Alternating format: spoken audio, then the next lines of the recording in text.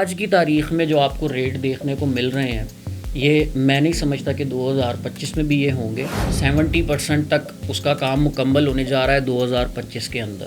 وہ لوگ چاہ رہے ہیں کہ ہم پاکستان میں انویسٹمنٹ کریں اور آنے والے ٹائم میں آپ اس کو دیکھیں گے کہ یہ بلو 10 آ جائے گا۔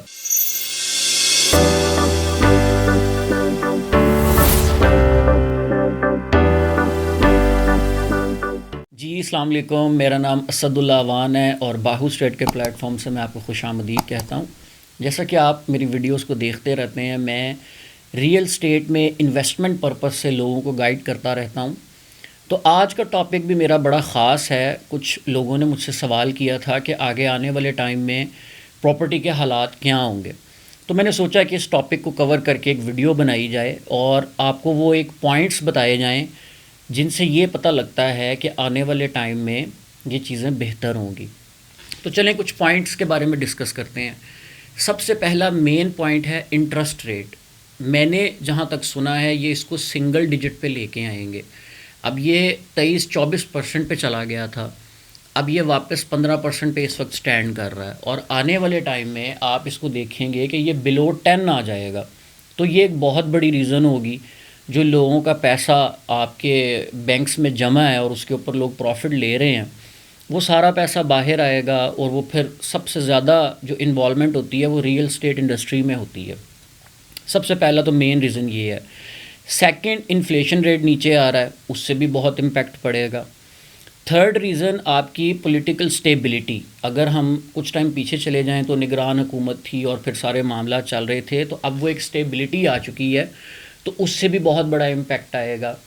فورتھ ریزن کہ باہر کی کئی کمپنیز آپ کے پاکستان میں انویسٹمنٹ کرنے کے لیے تیار ہیں۔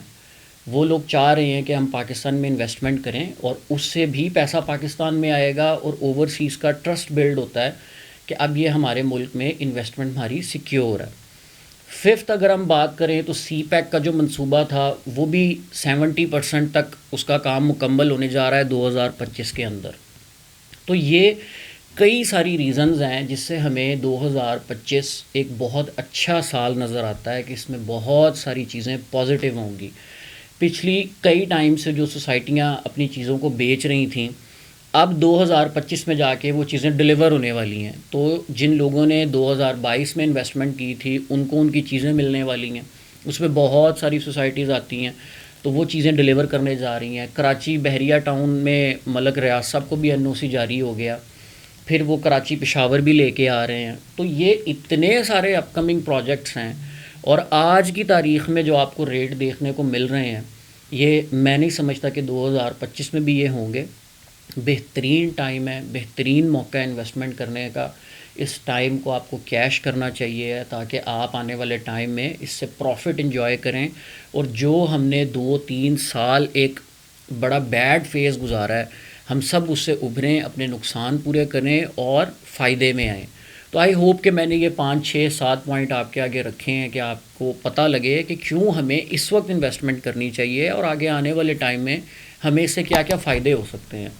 تو آئی ہوپ کہ آپ کو چیزیں کلیئر ہوئی ہوں گی اور آپ کے انویسٹمنٹ کے پلانز آسان ہوئے ہوں گے۔ مزید اگر آپ پراپرٹی سے ریلیٹڈ کچھ بھی جاننا چاہتے ہیں تو میرے چینل پہ کافی ویڈیوز اویلیبل ہیں، آپ کو کافی اس سے انفارمیشن ملے گی۔ تھینک یو سو مچ۔ اللہ حافظ۔